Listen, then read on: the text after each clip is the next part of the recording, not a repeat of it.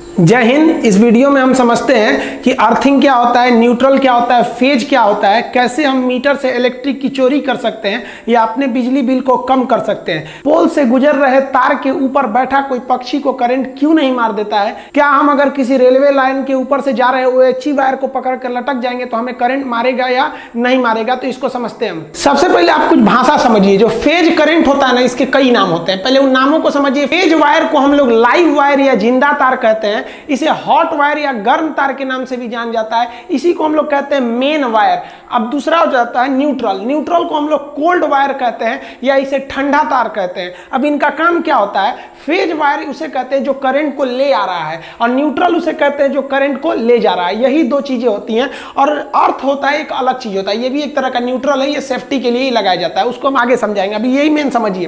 Phase wire के रास्ते से करंट आता है और न्यूट्रल से जाता है। आना जितना जरूरी है उतना ही जरूरी जाना है। जैसे मान लीजिए हम सांस ले रहे हैं तो ये फेज है और छोड़ेंगे तो वो है न्यूट्रल। तो आप बताइए ना हमारे लिए जरूरी क्या है, फेज की न्यूट्रल। भैया एको को कम होगा ना तो हम मर जाएंगे। कि ऐसे थोड़ी होगा खाली फेजे पे रह जाएंगे, खाली इसे छोड़ते रहेंगे न्यूट्रल पे हो जाएंगे। तो फेज और न्यूट्रल दोनों जरूरी है। जैसे एक चोर जाता है चोरी करने के लिए तो घुसले रह जाएगा अंदर तो सुबेरे पिटाएगा वो। मान लीजिए बिना घुसले निकल गया तो फिर फायदा क्या हुआ, उसको चोरी किए। तो चोर जाने का रास्ता वो फेज, आज इधर से कूद के भागेगा वो न्यूट्रल। दोनों जरूरी है, फेज और न्यूट्रल। तगड़ा कौन मारता है भैया, दोनों बराबर है। सुरक्षा के लिए हम फेज तार को हम रेड कलर से रंग देते हैं और जो न्यूट्रल होता है इसे किसी अन्य कलर से रंग दिया जाता है। अर्थिंग वायर को हमेशा हम हरा रखते हैं। अर्थिंग को लास्ट में समझेंगे। यहाँ देखिए ये लाल वाला तार फेज के लिए हो सकता है, ये न्यूट्रल में आप किसी को भी यूज कर सकते हैं, लेकिन याद रखिएगा हरा तार का प्रयोग हमेशा अर्थिंग में करते हैं। देखिए जब तक आपके पास न्यूट्रल नहीं रहेगा ना, आपको बिजली का झटका नहीं लग सकता है। करंट कहता है कि हम चले जाएंगे, जैसे हमको लौटने का रास्ता मिल गया तभी हम करंट मारेंगे। अगर लौटने का रास्ता नहीं है ना तो हम करंट मारेंगे ही नहीं मारेंगे। तो जो ट्रांसमिशन लाइन आ रही होती है इसमें न्यूट्रल जानबूझ के नहीं दिया जाता है कि गलती से भी कोई इसे टच कर जाए तो उसे केवल फेज मिले। अगर न्यूट्रल दे देंगे तो लौटने का रास्ता मिल जाएगा, उसे करंट मार देगा। इसमें देखिएगा यहाँ पर पक्षी बैठे हुए हैं, इन पक्षियों को करंट नहीं मारेगा क्योंकि ये केवल फेज पर बैठे हैं। न्यूट्रल मिलेगा तभी मारेगा। यहाँ इस पक्षी को देखिए, इसमें भी देखेंगे एक फेज है, ये 3 ठो फेज हो गया और एक हम ब्लैक कलर से कर देते हैं और ये वाला हो जाएगा आपका न्यूट्रल। इस तीनों में से एक जो होता है, 4 में से एक जो होता है वो न्यूट्रल होता है। अब जैसे ये देखिए ये पक्षी फेज पे बैठा है, ये भी फेज पे, ये भी फेज पे। दो फेज वगैरह फेज पे बैठने से कभी करंट नहीं मारेगा, लेकिन जैसे ये न्यूट्रल पे टच हो जाएगा इसको करंट मार देगा। जैसे यहाँ देखिए ना, ये बकलोलवा को ये क्या किया है, अपने पंजा से इसको पकड़े हुए है और ठोड़ से चोंच से इसको पकड़ लिया है। लेकिन मान लिया कि एक ठो ये वाला क्या है, फेज है और दूसरा ये नीचे वाला न्यूट्रल है। तो यहां से इसके ठोड़ से तो करंट घुस जाएगा और करंट जैसे पैर के पास आएगा उसको समझ गया कि अरे भैया जाने का रास्ता मिल गया, न्यूट्रल मिल गया, मार इसको, झनाक से उड़ जाएगा। या फिर ऐसा भी हो सकता है कि नीचे वाला फेज हो, ऊपर वाला न्यूट्रल, तो नीचे पैर के रास्ते करंट घुस जाएगा और ठोड़ के रास्ते से देख लेगा कि जाने का रास्ता है तो मार देगा इसको, इस असुरा मरेगा ये। अगर ये फेज और न्यूट्रल पर बैठा है तब देखेंगे तो एक कौवा यहां बैठा हुआ है, ये कौवा फेज पर बैठा हुआ है तो इसको करंट नहीं मारेगा क्योंकि न्यूट्रल नहीं है इसके पास। लेकिन ये आदमी को देखिए, बकलोलवा को, अपने जमीन पर खड़ा है तो जमीन से इसको न्यूट्रल मिल जाएगा क्योंकि करंट को जाने के लिए न्यूट्रल जमीन है। सबसे बड़ा न्यूट्रल जो होता है वो जमीन होता है। तो ये तो न्यूट्रल ऑलरेडी है और इसके ऊपर से ये किसी लोहे के छड़ द्वारा इसको छू दिया है। तो ये तो छू के ले आया है किसको, ये तो लेके आ रहा है फेज को, अपने पैर जमीन पे खड़ा है, मिल गया न्यूट्रल, फेज न्यूट्रल मिल गया, मारेगा इसे, चुरा मरेगा ये। देखिए रेलवे का जो ओवरहेड इक्विपमेंट OHE वायर गया रहता है, अगर आप इस वायर को पकड़ के लटक जाते हैं तो आप तो केवल एक फेज बन गए। मतलब करंट जो है वायर से आपके शरीर में आ गया है लेकिन आपको झटका नहीं मारेगा क्योंकि झटका मारने के लिए उसको चाहिए न्यूट्रल। आपको न्यूट्रल नहीं है। आप कहेंगे तो ट्रेन कैसे चल जाती है, तो ट्रेन जो होती है ऊपर से लेती है फेज और उसके रास्ते उसके मोटर में आता है करंट और चक्का जो होता है उसके इस रेल पटरी पे रहता है और जगह जगह से रेल पटरी को जमीन से जोड़ा गया रहता है वायर द्वारा। तो पटरी से मिल जाता है न्यूट्रल और ट्रेन चल जाती है। अगर कोई इलेक्ट्रिक मिस्त्री पोल पर चढ़ा होता है तो वो अपने हाथ में रबड़ का ग्लव्स पहने रहता है जो इंसुलेटर का काम करता है। साथ ही अगर आप देखेंगे तो इसमें ये एक तो ये फेज हो गया है 3 ठो और ये वाला एक हो गया न्यूट्रल। तो ये देखिए ये केवल इन फेज के पास में है, न्यूट्रल पे नहीं है। इसको करे और जहां ये न्यूट्रल को टच करेगा इसको भी मार देगा। तो आपको न्यूट्रल पे बच के रहना है। ट्रेन के ऊपर अगर आप चढ़ जाते हैं कोई दिक्कत नहीं है। ट्रेन के ऊपर चढ़ के अगर OHE को पकड़ लिए तब तो मारेगा ही आपको, क्योंकि ट्रेन जो है वो जमीन से टच में आपको मिला है न्यूट्रल और ऊपर से ले लिए फेज, आपको उड़ा देगा, उड़ जाएंगे आप तुरंत। लेकिन अगर आप लटक के झुलवा झूल रहे हैं तो कोई दिक्कत नहीं है, आप झुलवा झूलिए, किसी पे इस पे झूलिए, लेकिन याद रखिए झूला झूलते समय ना अगर आप न्यूट्रल पे टच हुए ना तो झुला देगा अच्छा से। कोई इलेक्ट्रिक मिस्त्री आपके घर काम करने आता है तो होशियार रहता है ना, तो वो दस्ताना पहन लेता है रबड़ का ताकि करंट ना आ पाए। अब इसको देखिए, ये होशियार है, और ये बकलोलवा को देखिए, ये ऐसे ही नंगे हाथ से ऐसे छू रहा है और ये पकड़ लिया फेज वगैरह को। अब देखिए ये क्या करते हैं, ऐसे होशियार होते हैं ऐसे इलेक्ट्रिक मिस्त्री, चप्पल उतार देते हैं ऐसे और चप्पल के ऊपर खड़े हो जाते हैं। जानते हैं सब कि चप्पल पहनेंगे तो कहीं हल्का सा भीगा हुआ होगा तो ग्राउंड पे टच होने की संभावना ज्यादा रहती है, तो उतार के ऊपर बैठ जाते हैं सब कि नीचे तो ग्राउंड में टच नहीं होंगे। अब काम कर रहे होते हैं सब, तो ये टच भी कर लेते हैं ना तो फेज आ गया इनके शरीर में। अब इनका शरीर भी एक तरह से फेज बन गया है, लेकिन चप्पल के ऊपर खड़े हैं तो इन्हें करंट नहीं मारेगा। और बाकी लोगों से कह देते हैं कि बाबू हमको टच मत करना है, क्योंकि जानते हैं कि बबुआ अगर टच करेगा तो वो जमीन पे खड़ा है, वो बन जाएगा न्यूट्रल और उड़ा देगा उसको। तो अगर आप उसको टच कर लेते हैं तो वो तो था फेज, आप जैसे इसको टच किए हैं आपका पैर जमीन पे है और अगर जमीन के संपर्क में आ गया, नंगे पैर हैं आप या फिर भीगा हुआ है तो फिर मार देगा, वो हो जाएगा जाने का रास्ता न्यूट्रल। अब जमीन हो गया न्यूट्रल और तार हो गया आपका फेज, और आप मिस्त्री और वो दोनों लोग क्या हो गए, बॉडी बन गए लोग, आप लोग को उड़ा देगा। तो ये मिस्त्री जो है ये देखिए ये होशियार भी है, स्मार्ट भी है, इससे जुड़ा कर्मफोर है। अर्थिंग समझिए क्या होता है। अर्थिंग का यूज केवल सेफ्टी के लिए किया जाता है। जैसे मान लीजिए कि यहां से करंट आ रहा है तो रेड वाला फेज है वो ला रहा है और न्यूट्रल है ब्लैक वाला, तो आप इसमें से इसको खोसिएगा तो करंट लेके आएगा और करंट इस फ्यूज में गया है। तो देखिए यहां से तो रेड वाला करंट है, ये तो आ गया फेज और इसको चालू कर देगा फ्रिज को और लौटने का रास्ता ये न्यूट्रल से ये लौट जाएगा। लेकिन जब कभी कोई इक्विपमेंट ज्यादा काम कर देते हैं, पुराने हो जाते हैं, तो हो सकता है कि यहां पर तार कहीं घिस गया हो पुराना होने से और घिसने के बाद इसके बॉडी से टच हो गया हो। अगर इसके बॉडी से टच हो गया है तो देखिए ये आ रहा है तो फेज और लौटने के लिए न्यूट्रल भी है, लेकिन कुछ यहां लीकेज करंट भी है। सब लीकेज करंट होने की वजह से ये जो फ्रिज है ये एक तरह का आपका फेज बन गया है। अभी देखिए इसे सूरी जा रही है खोलने के लिए, जैसे खोलेगी तो ये जो है इसके पे क्या चलाएगा, करंट आ जाएगा, आई उधिया जाएगी। इसका जमीन पे पैर टच है, जूता पहनी है, ये उतार देते हैं जूता, इसका जूता उतार दिए। अब देखिए ये नीचे है, इसका तो संपर्क हो गया नीचे से, अब यहां से जो करंट आया था वो न्यूट्रल में तो चला गया, लेकिन लीकेज करंट जो था इस फ्रिज के रास्ते से इस सूरी की बॉडी में चला आया और इसका पैर नीचे था, इसलिए इसको जाने का भी रास्ता मिल गया, इसको मारेगा, ये उधिया जाएगी। तो इस लीकेज करंट से बचने के लिए हम चाहते हैं कि जिस तरह से फेज को लौटने के लिए एक न्यूट्रल था, उसी तरह लीकेज करंट को लौटने के लिए भी कोई ना कोई रास्ता होना चाहिए। तो लीकेज करंट को लौटने के लिए जो रास्ता होता है उसे हम कहते हैं अर्थिंग। जैसे मान लीजिए कि इसी फ्रिज से यहां एक वायर को ले आके जमीन में ऐसे कर देते तो वो क्या हो जाता है, अर्थिंग हो जाता है। अर्थिंग का साइन ऐसे ही बनाया जाता है, बड़ा से छोटा करते हुए जाया जाता है, अर्थिंग करंट। अब इससे क्या होगा, जो फेज आया था वो न्यूट्रल से चला गया और लीकेज करंट जो था इस फ्रिज का इस वायर के रास्ते अर्थिंग में चला जाएगा। अब आप कहेंगे कि सर तब तो हर सामान में एक उसमें खोद करिए और उसमें एक तार बांध के जगह जगह घर फोड़ के उसको अर्थिंग करिए, घरे खराब हो जाएगा। ये अर्थिंग से, तो देखिए अर्थिंग सेफ्टी देता है, इसको कहां लगाया जाता है।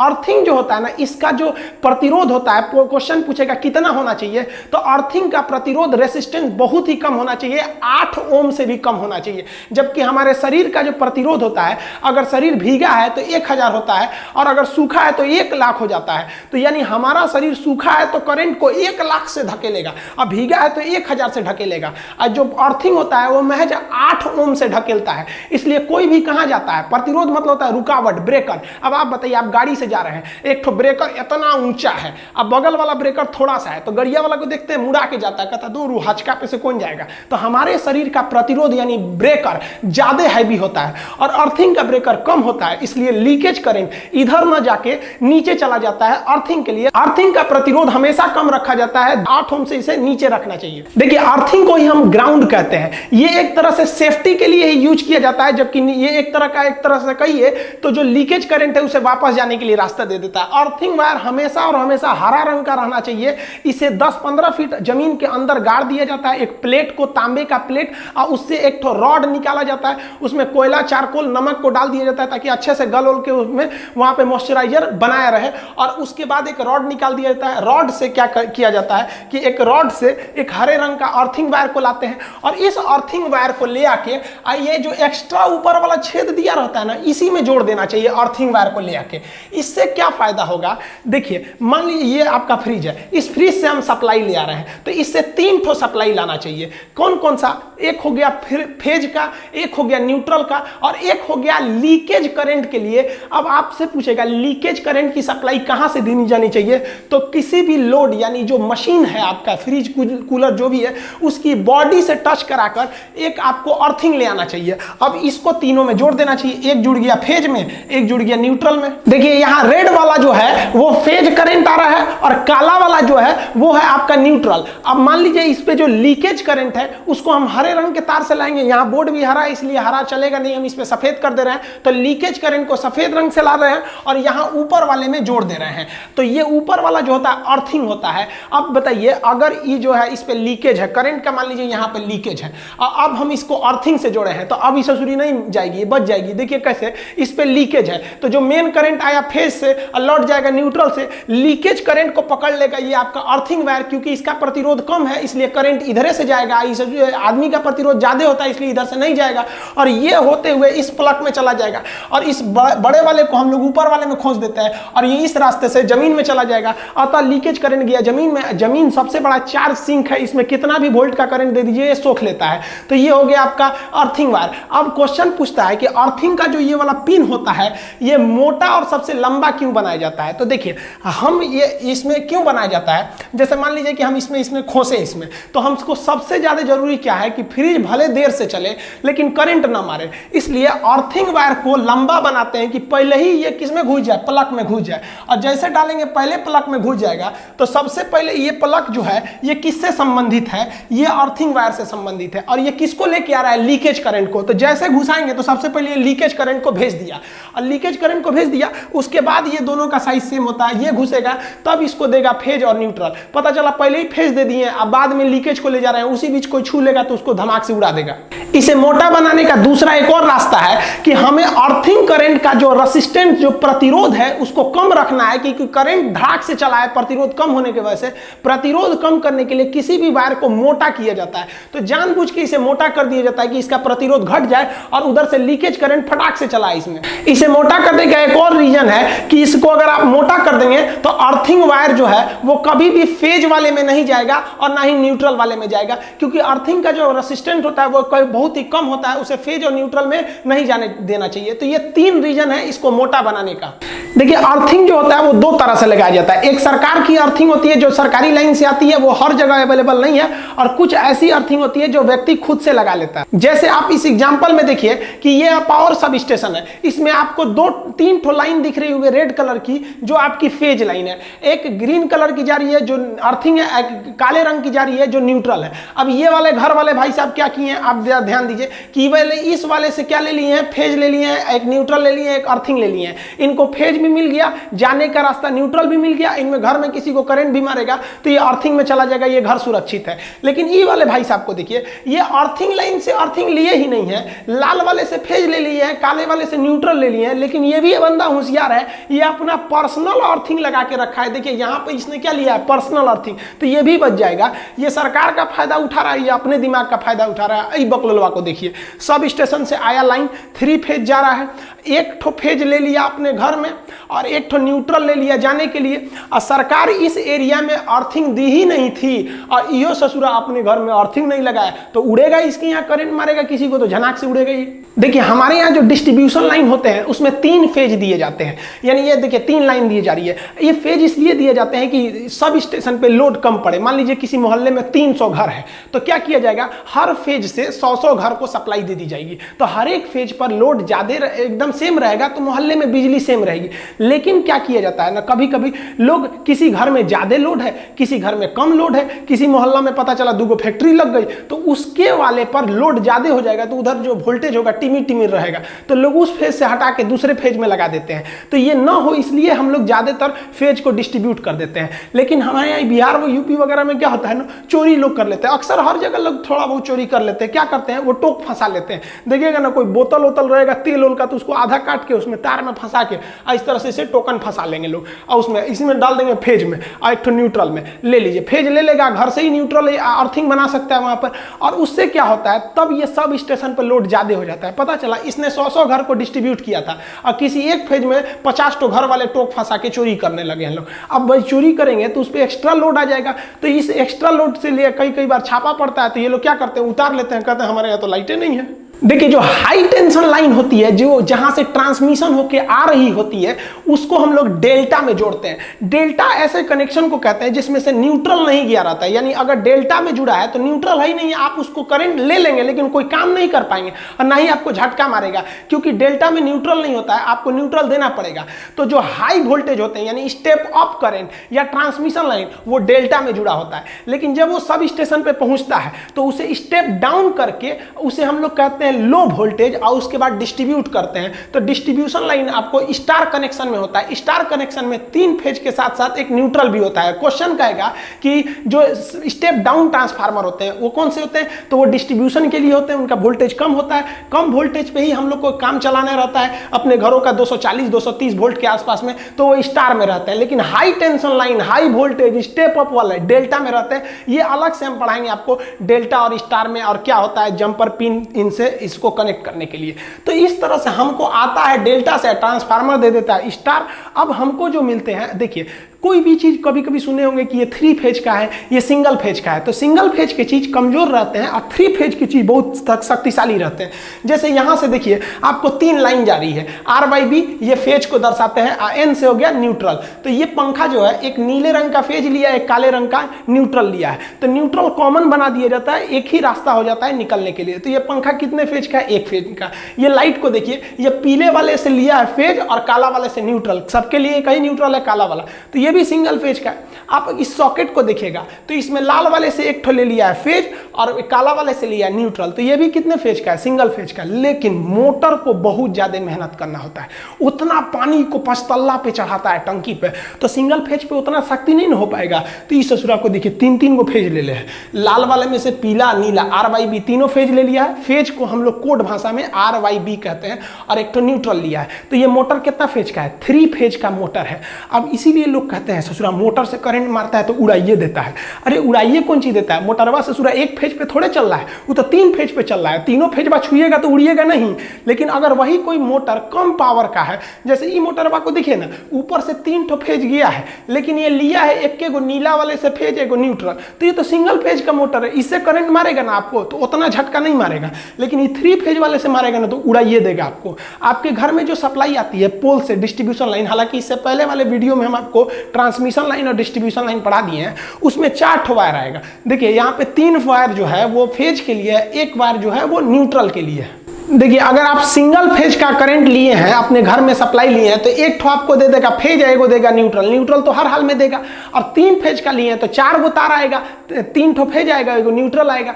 तो अब आप कहेंगे कि सर हम फेज लेते हैं और जला के न्यूट्रल से भेजते हैं, तो आप जैसे मान लीजिए यहाँ से लिए पोल पे से आपके मीटर में आया है 1 फेज 1 न्यूट्रल, और इधर से निकलेगा आपके घर में 1 फेज और न्यूट्रल, तो फेज से करंट जाएगा, न्यूट्रल से आएगा, मीटर को होते हुए पोल पे जाएगा। आप सोचेंगे ससुरा पोलवा पे से कहाँ चल जाता है, तो पोल पे से जाता है ट्रांसफार्मर के पास, और ट्रांसफार्मर में एक तार द्वारा उसे ग्राउंड करके अंदर भेज दिया जाता है। तो न्यूट्रल और ग्राउंडिंग में ज्यादा का अंतर नहीं है, ये अपने घर नहीं ले जाता है, वही ट्रांसफार्मर तक ले जाता है, वहां से ग्राउंड कर देता है। अब बिजली चोरी कैसे करते हैं लोग, देखिए मान लीजिए आपका सिंगल फेज का मीटर है, तो 1 फेज ले लिए, 1 न्यूट्रल ले लिए, तो ये इनपुट है, आउटपुट आपके घर में जाएगा 1 फेज 1 न्यूट्रल। तो चोरी करने वाला क्या करता है कि यहाँ से फेज ले जाता है और न्यूट्रल को बीच में रोक देता है, किसी कमरा के पास जाके न्यूट्रल को काट के टेप चिपका देता है।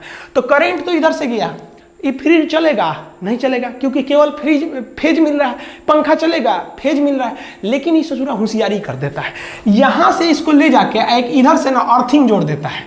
अब बताइए, जाने का रास्ते को ही ना न्यूट्रल कहते हैं, तो आया फेज और न्यूट्रल ना जाके ग्राउंड में चला गया, तो ये पंखवा तो चलिए जाएगा, उस ससुरा को सेफ्टियो मिल जाएगा, चलियो जाएगा। तो इससे जो है मीटर की रीडिंग नहीं उठ पाती थी। अब मीटर लोग खूब लगा देते थे, अब बिजली नहीं आता था, तो सरकार इससे परेशान थी, तो सरकार ने ना उसकी जगह पे ले दिया डिजिटल मीटर। अब अगर आप डिजिटल मीटर लगा देंगे और सोचेंगे कि इस तरह से बीच में न्यूट्रल को काट के बाईपास कर दे हम, किसके थ्रू, अर्थ के थ्रू, तो इस ससुरा जो है ना, इस पे जब रीडिंग लेने आएगा तो इस पे बटन होता है, कोंचता है, जो देखता है कितना वोल्टेज उठा रहे हैं, कितना एम्पियर उठा रहे हैं, कितना बिल आया है, तो उसमें वो बता देगा कि ससुरा न्यूटरवा काट दिया है क्योंकि करंट जा रहा है, आ नहीं रहा है, फाइन मारिए इस पे, तो उल्टा और फंस जाइएगा। तो ये वाला जमाना ये उस मोटर पे रहता था जिसमें एगो पट्टी घूमती थी, लेकिन ये डिजिटल में ये काम नहीं आएगा। तो अभी के समय बिजली बिल को कम करने के लिए हावेल्स या बड़ी बड़ी कंपनियों का पावर सेविंग यूनिट आता है। आप एक मशीन टाइप का होता है, इसे लगा दीजिएगा तो ये बिजली को कम कर देता है। ये कैसे कम करता है? तो एक्चुअली ये पावर फैक्टर को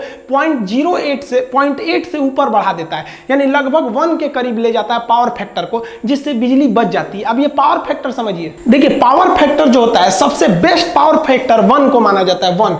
लेकिन पावर फैक्टर आपके घर में 1 नहीं रह पाता है, 1 से कम रहता है। तो 0.8 तक है ना तो ठीक है, ये लगभग 1 के करीब है। लेकिन 0.8 से कम है, 0.7 है, 5 है, 2 है, तो आपका बिजली बहुत ज्यादा उठ रहा है। तो ये पावर फैक्टर को आपको 1 के करीब रखना है। 0.8 है तो ठीक है। कैसे होते हैं सब पावर फैक्टर? तो देखिए ध्यान से, जो हमारा लोड होता है, जो मशीनें को हम लोग यूज करते हैं, बल्ब वगैरह, वो 3 तरह के लोड होते हैं। एक होता है रेसिस्टिव लोड। रेसिस्टिव लोड उसे कहते हैं जिसमें लाइट और हीट उत्पन्न होती है, जैसे कोई बल्ब वगैरह हो गया तो ये रेसिस्टिव लोड है। इसमें कोई भी चीज घूमने वाला नहीं होता है, तो ये ज्यादा बिजली नहीं उठा पाता है।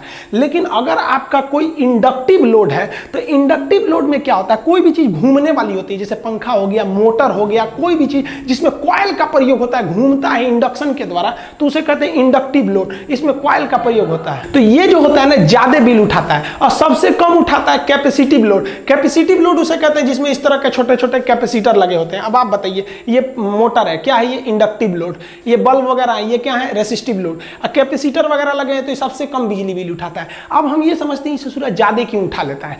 तो जो अल्टरनेटिव करंट होता है ना, वो वेव की तरह चलता है, सांप की तरह। देखिए ये सांप चल रहा है ना, तो ये अल्टरनेटिव करंट है। और जो ट्रेन होती है ना, वो डायरेक्ट करंट, अगर सीधे गया तो डीसी डायरेक्ट करंट, ऐसे ही से गया तो वो हो जाता है अल्टरनेटिव करंट। तो अल्टरनेटिव करंट बनाने वाला अल्टरनेटर और डायरेक्ट करंट बनाने वाला डायनेमो। तो डायरेक्ट करंट को, डायनेमो को कहते हैं डीसी जनरेटर, अल्टरनेटर को कहते हैं एसी जनरेटर। तो जनरेटर का 2 टाइप होते हैं, उसको नेक्स्ट वीडियो में कभी समझा देंगे। तो जो करंट होता है हमारे घर में एसी, वो सांप की तरह चलता है, तो इसे हम कहते हैं वेव। इसी को फ्रीक्वेंसी होती है। फ्रीक्वेंसी का मतलब होता है फेरा। तो हमारे घर में जो करंट आती है उसकी फ्रीक्वेंसी होती है 50। यहां आप देखिएगा सांप का 2 फेरा दिखेगा, एक ये वाला फेरा हो गया और एक ये फेरा हो गया। तो इसकी फ्रीक्वेंसी कितनी दिख रही है? 2। लेकिन जो घर में करंट आ रहा होता है उसकी फ्रीक्वेंसी 50 होती है, यानी 1 सेकंड में वो 50 फेरा मार देता है वो। तो जो कभी देखिए, इसमें भी जो करंट आता है हमारे घर में, उसमें 2 चीजें होती है। एक होती है वोल्टेज, यानी जो प्रेशर जो बिजली को ढकेल रहा है, और एक करंट जो इलेक्ट्रॉन आ रहे हैं। तो करंट होता है और जो वोल्टेज होता है, उन दोनों का जो टर्म है, जो फेरा है, वो जो वेव है, वो 1 के ऊपर 1 रहना चाहिए, तभी अच्छा माना जाता है। तो जितने भी रेसिस्टिव आपके लोड होते हैं या कैपेसिटिव लोड होते हैं, इसमें देखिए यहाँ हम काले रंग से बना दिए हैं वोल्टेज और लाल रंग से बना दिए हैं आपका करंट। तो ये दोनों एक ही पर होते हैं, इसलिए आपका जो होता है पावर फैक्टर वो सेम होता है। इसलिए ऊपर नीचे रखिएगा तो कट के 1 आ जाता है, इसलिए इससे अच्छा माना जाता है, इसे भी अच्छा माना जाता है। लेकिन जब आप कभी कॉइल को लगाते हैं, यानी इंडक्टिव लोड को लगाते हैं, मोटर फैन वगैरह को, तो इसमें पंखा जो घूमने लगता है ना, तो ये करंट को रोक लेता है। तो जिस वजह से इसका ग्राफ ऐसे बनता है। काला वाला मतलब वोल्टेज, वोल्टेज का ग्राफ आगे चला जाता है और करंट पीछे रह जाता है। तो वोल्टेज आगे चला गया, करंट पीछे रह गया, तो करंट को ऊपर रख के वोल्टेज से डिवाइड करेंगे तो पॉइंट में चला आता है। तो वही आपका जो पावर फैक्टर होता है ना, वो 1 से नीचे जाने लगता है वहां से। तो इसलिए आपको जरूरी है कि ये जो आपका करंट पीछे रह गया, इसको ढकेल के आप किसके बराबर करिएगा? आप वोल्टेज के बराबर कीजिएगा। लेकिन इस अधूरा होगा ही नहीं, क्योंकि मोटरवा जब चलेगा तो करंटवा पीछे ही रह जाएगा, वोल्टेजवा आगे चल जाएगा। तो इसका एक रास्ता है। जैसे मान लीजिए किसी 2 आदमी को एक जगह पे पहुंचना है 10 किलोमीटर की दूरी पर, एगो तेज दौड़ने वाला, एगो धीमा दौड़ने वाला है। तो एक काम कीजिए ना, अगर साथे पहुंचाना है तो धीमे दौड़ने वाले को पहले ही दौड़ा दीजिए, दौड़ जोरे, और उसके आधा घंटा बाद दूसरा को छोड़िए। तो यही काम करता है ये हावेल्स का जो मशीन है। कई कंपनियों के आते हैं, एंकर वगैरह के पावर सेविंग मशीन। ये क्या करता है, जैसे इसको लगा देंगे ना, जैसे मोटर ऑन करेंगे तो वो करंट को ढकेल के बहुत आगे भेज देता है, कहता है भाग जाओ तुम भाग जाओ, और उसके बाद पीछे से वोल्टेज को छोड़ता है। तो करंट का स्पीड धीमा था, वो धीरे धीरे जा रहा था, वोल्टेज पकड़ के उसको एक ही वेव बना देता है, जिस वजह से हमारा पावर फैक्टर लगभग 1 के करीब आ जाता है और हमें बिजली की बहुत ही ज्यादा बचत हो जाती है। आई होप आप समझ गए होंगे। अब नेक्स्ट वीडियो में हम समझा देंगे आपको एसी करंट और डीसी करंट में क्या अंतर होते हैं, मोटर में किस तरह से बनाए जाते हैं, शंट मोटर क्या होता है, सिंक्रोनस मोटर क्या होता है, ट्रैक्शन मोटर क्या होते हैं, सब कम्यूटेटर कहाँ होता है, अल्टरनेटर और डायनेमो में किस तरह का अंतर होता है और जनरेटर किस तरह से काम करता है। मिलेंगे नेक्स्ट वीडियो में, तब तक के लिए जय हिंद।